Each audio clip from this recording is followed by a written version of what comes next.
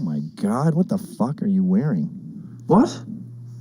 Did you just work out with Lululemon's daughter? No, but I did just work out. Like, you catch me like at 3 a.m. when I'm about ready to go to bed, and I put a shirt on for you anyway. And I just came back from the gym, so sorry about that. It's 5 p.m. It's your supper. I know. What time is it? Oh, God, fuck, it is 4 o'clock. Late start today. I was out late last night. How are you? What were you doing? Fornicating? I was fornicating. I was fornicating with large African gentlemen, and it was absolutely deplorable and disgusting. Wow. and I'm definitely going to help. I got a pinky in my asshole in 1999, and every time I go to the bathroom, it looks like someone was murdered there. Wow, really? And they're just from that pinky? Just a little... And the drugs and alcohol.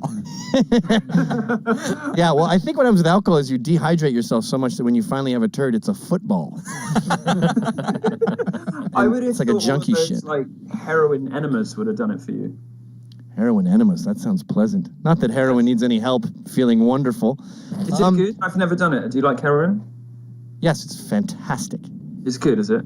Yeah. I don't really do like poor people drugs, so I've never tried that, and I've never tried weed. Well, I don't like weed. I think it's awful. I only do drugs that you'd find at nice middle-class dinner parties.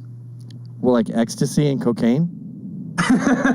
Well, I mean, that or things that would be in a disreputable gay nightclub, because you can't actually you can't judge us, and identity politics from the left is getting to the stage where you soon won't even be able to arrest people for anything they do that is a direct result of the sexuality they had no control over. So I'm going to be able to topple out of a nightclub, sort of Monday afternoon, 2 p.m. off my face on ketamine and cocaine. They won't even be allowed to arrest me because it'll be a hate crime. This is what I'm aiming for. Actually, I'm going to throw. I've realized as I've got into my 30s that the progressive left are actually our friends. Well, you have a force field around you. I mean, even right now, you're being snobby about the fact that you do cat tranquilizer. It's not cat tranquilizer. It's horse tranquilizer. Yeah. Oh, I'm sorry. Sorry. I only do horse tranquilizer. I don't do the drugs that peons like Keith Richards do. Let's just get this completely straight. It's for horses. There's a great T-shirt. You must have seen it, like a big stallion on it. If it's good enough for Mr. Ed or something. Yeah, and what's amyl nitrate? That's just like ammonia, isn't it? I don't do that because I don't need it anymore. But it's this little thing that you sniff that relaxes your muscles, so you can fill in the gaps yourself. I think. I know that this is a family show now because you're broadcasting during the day, so I won't go into any more detail than that. Yeah, thank you. We were just watching Vince Neil's cock go in and out of a vagina, but it is. Oh, you were. Oh, okay. Still that's a heterosexual couple, very Aryan looking too. It was inspiring. Then it's fine. That's safe. That's safe. You don't want to hear about homosexuality at this time of the day. Correct. Or any time of the day, really. I mean, I don't know why you put up with me at all. Well, it's weird. I mean, it's like a vegetarian lion. You have fangs, you're meant to eat meat, and then you go, no thanks, I'll put it in the bum. I know. We're broken and damaged. What did you actually want to talk about today? Now, you recently wrote an article about how wonderful you are and how incredibly popular you are. That doesn't sound very likely, I know, but I did. And I think it's very interesting because you're right. You are wildly popular. And we did that Google Hangouts once, and there was about 7 dudes there, all licking your ass, and only maybe 1 or 2 were gay. And I think there's this glut of worship going on. Because in the 50s and 60s, we had Rock Hudson, ironically, who was in the closet, but all these stars we could look up to. And now, to be an alpha male and to be pompous and arrogant is seen as a sin.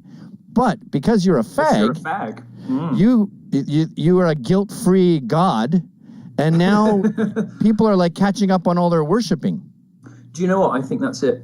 I think that I'm the self-important, irritatingly talented, kind of arrogant asshole it's okay to like.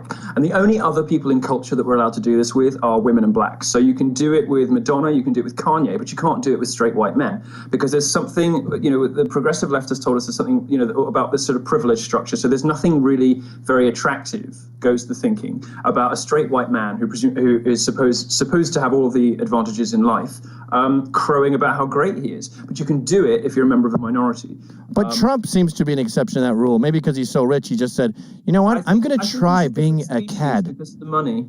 I think the money, and I think a certain, I don't know what it is about him. Well, it's not like no one fought back. I mean, people were fucking furious at him for being proud of himself.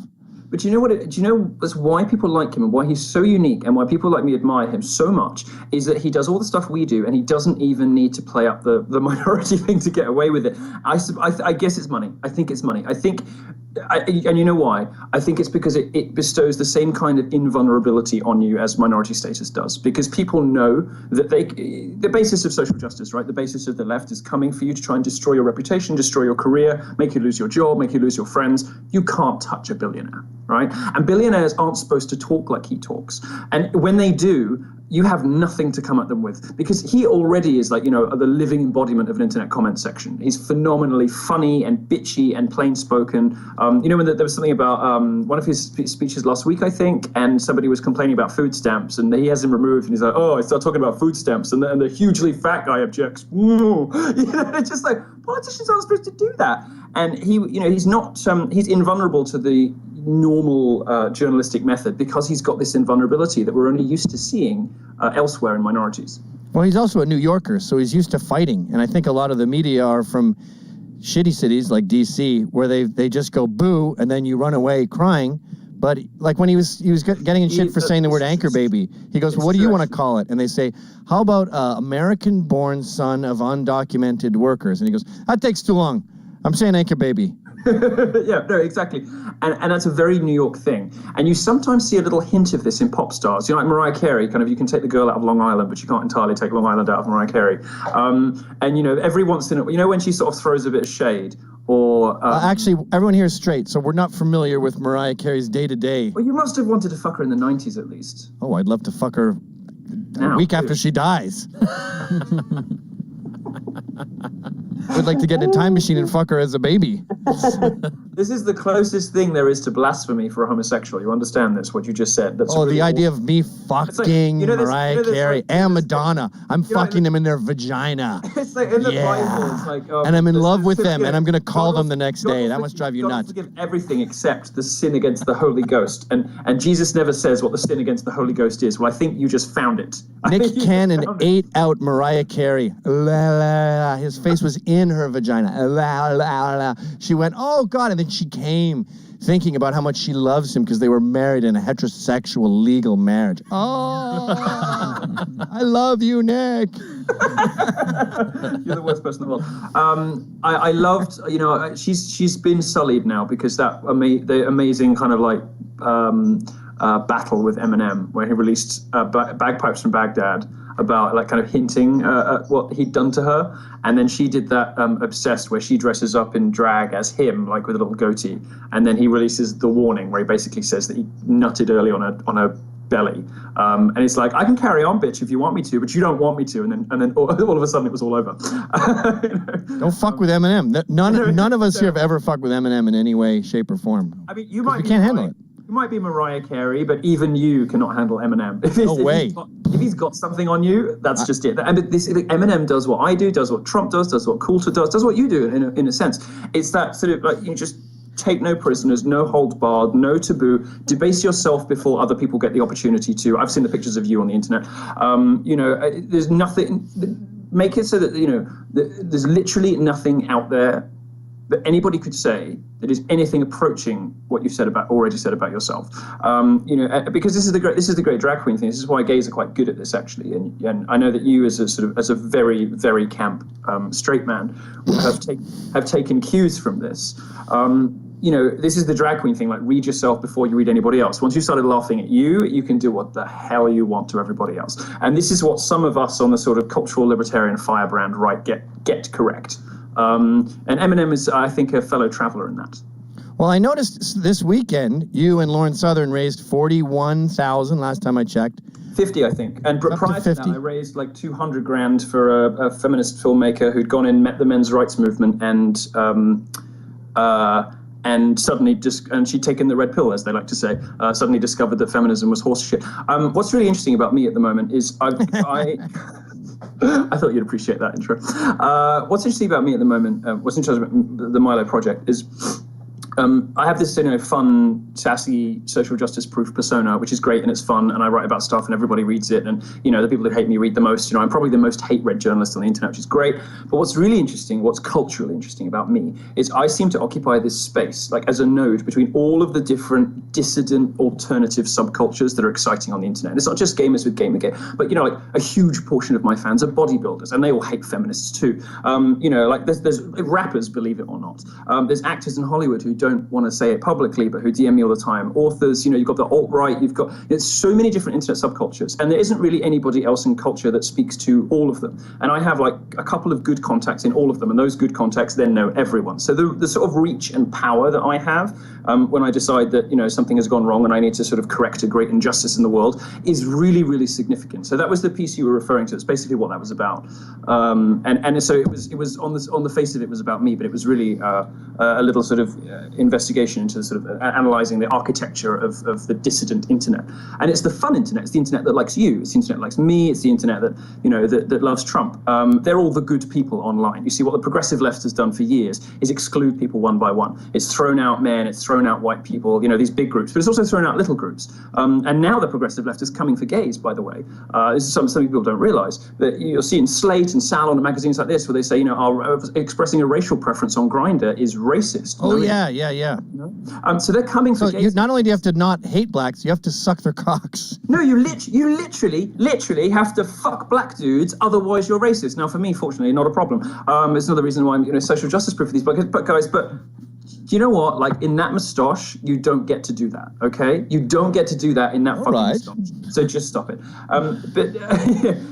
It's a really interesting moment now, because the left has thrown people out of its club gradually over the last sort of 30 years. And now what's happened is that the people outside the club are more numerous than the people inside the club. There are more of us than there are of them. And sort of these countercultural, mischievous cultural libertarian figures like you and me are speaking to gigantic audiences who are desperate to hear somebody tell them, no, you're not a racist, you're not a sexist, of course you're not. They've been told that by politicians, by the academy, by the media for a decade, and people are sick of it. And it's one of the reasons, and you know what's also great about it, is not only are people waking up, but students are waking up too. You will hear all this stuff about Mizzou and Black Lives Matter and all the rest of it, because these loud, gobby, small numbers of people on university campuses take all the spotlight and make all of the news. But I get emails from campuses all across Europe and America and further afield all day. I get dozens of these things. People saying, please come and speak. The majority of us do not follow these guys. They're mental. They're crazy. They're bringing our community into disrepute. Like, we don't believe this nonsense. So I'm just starting the what I call the Dangerous Faggot Tour, which is this huge, like, sort of UK, US university tour over the coming 12 months, where I just go and start dropping truth bombs. And, it's amazing and very heartening when you suddenly realize actually most people are pretty sensible. And you may not agree on everything. You may not agree on, nuclear weapons or taxation or whatever. But it's sort of restored my faith in humanity a little bit, that people believe in the importance of not just of free speech, but of offensive speech. And so the people who piss everybody off and wind everybody up, like you and like me, like Trump, it's our time now. And people will support us and they don't agree with anything we believe in just because they know we're essential to have around. And I think that's very exciting. Yeah, well, we saw that this weekend. You raised $50,000 for this guy who all he did was make fun of feminists, and he's been in court for 3 years. He spent $100,000, and he's looking at jail time. And what fascinated me was the Daily Kos today with a woman. Talk about a lack of self-awareness. Her name is Idle Dilettante, which is exactly what she is. This is a woman called Margaret Pless, but she's so stupid, she spelt her own Twitter name wrong. She spelt dilettante wrong. Yeah, her articles are rife with typos, and I've noticed that with Daily Kos and female writers in general. They always get names wrong, and they always get their grammar fucked up. But she goes, a guy stalking feminists just got paid $50,000. And you go, I don't understand how your brain works. That's half of his lawyer fees. Yeah, meet the guy who earned $40,000 in legal fund donations. But then when you read the article, you realize she actually has her facts right. They were never under duress. He never went to where they were, and it was just tweets. But in her crazy brain, that's enough. for jail time and 100 grand and 3 years in court. There's three things to say about that. One, the Daily Course publishes pretty much everything, so she's not a staffer there. She's just allowed to blog there. Two, this woman actually, the reason she wrote that is because she sort of is slightly obsessed with me, and she basically writes about everything I do, because she says that if Milo likes something, that's a good indication that it's bad. So I replied to her on Twitter with, "I hate everything you're doing. Please stop giving me attention. Please stop writing about me." And I hope that she will continue to be. Well, that also makes her racist because you love black cocks. I think it makes her racist. Because now she must hate black cocks. Right? I think it makes her homophobic for sure. Yeah. I think so. What was 3? But the hilarious thing about these posts is that they have to sort of acknowledge how ridiculous they're being, because they've sort of they can't tell the story without admitting how ludicrous it is. And this is something that this person in particular does over and over again. And the great thing about this post is, like, she basically admitted that the Canadian system is so fucked up that not just, this isn't just activists or some runaway government commission like the Human Rights Commission that took Ezra Levant, tried to take him to the cleaners because he published Islamic cartoons. This is the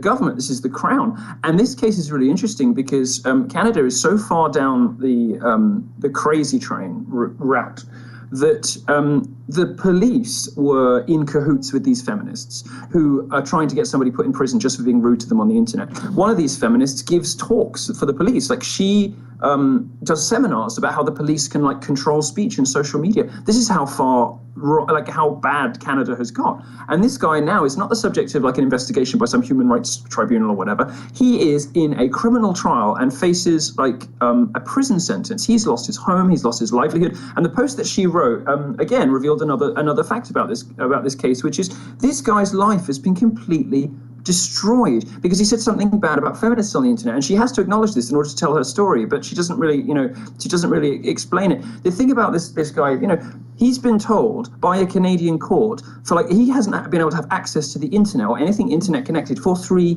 years. I'd rather be in prison. I mean, you get fed. Well, we know you'd like to be in prison. Well, I was going to say, you get fed, you get washed, you get a nice black boyfriend. What's not to love? I'd rather be in jail than have no internet for 3 years. I mean, they're the same people that were telling us that the internet is a human right. These sort of silly lefties are saying, we should take the internet away from people because they use their right to free speech. And let's remember, free speech is what drove every progressive revolution in history. Gay rights, women's rights, the civil rights movement of Martin Luther King. What pushed that stuff forward? Martin Luther King is misremembered as the guy who won this for blacks, but it wasn't him. It was Malcolm X, because everyone was so fucking terrified. Rude speech is what drives progressive progress forward. And now that they've colonized the academy, the establishment, the media, politics, everywhere, they've forgotten that. They've forgotten what got them there in the first place and started denying it to their ideological opponents. And this is why I always say about the left, when the left gets into power, how they start to behave is so interesting. Conservatives get this wrong sometimes too, but there's at least a healthy 50-50 split between, old religious right establishment, social conservative Republicans, and libertarian right, classical liberal, cultural libertarian, J.S. Mill sort of free speech. That's the big fault line on the right, but they're happy to coexist together. The left seems to have no place in it anymore for anyone who believes in free speech. And for those of us who understand that free speech is what keeps us safe from violence, the fact that we can talk is why we're not shooting each other. And in those countries where you can't talk, people shoot each other. The fact that the left has forgotten that free speech is what protects minorities from violence is so amazing and so intellectually bankrupt, so historically ignorant, that I think is why they are now starting to lose. And they're losing the argument in the public square. They're losing the argument on campuses too, by the way, because even though people are very silent about this, they agree with us. Look at something posted by Jonathan Haidt today, saying that the Yale problem actually starts at high school. He went into a high school and he asked these kids, he said, who on campus wants to have like an open, tolerant atmosphere where everybody can speak their mind? And everyone said, yeah, sure. So he said, okay, out of the women here, who feels able to speak up about gender issues? All of them. Out of the men here, who feels able to speak up about gender issues? Almost none of them. Same for race. Same for politics as well, by the way. Out of 60 kids, only 6 of them identified themselves as Republican, and only one of those said that he was happy to speak about politics in public. And even then, he said he's only doing it to wind people up. So Jonathan Haidt then turns around to them and says, okay, so you want the kind of open place to discuss things where nobody feels scared. But that's precisely what you've created. You've created an environment in which people are scared to talk because of their skin color, sexuality, politics, almost everything. What are you going to do about it? And that's the weird situation, because actually the people who do want to speak up and have interesting things to say and want to have these debates are in the majority. It's just the gobby minority. So, but it's a shrill minority with a lot of power. But they showed us a weak scale on the Dragon, and that is we don't criticize minorities or gays. And then we have a black fucking gay that is you. And I thought when we threw you at the Dragon, it was just like a nice little arrow. But you've turned into a javelin that has impaled itself on the Dragon. And now, if you can just pry open that wound, I think we can all sort of walk into this sort of cunt-shaped hole you made in this. you can all bring up the rear, fine. But you know what is so fascinating, so interesting?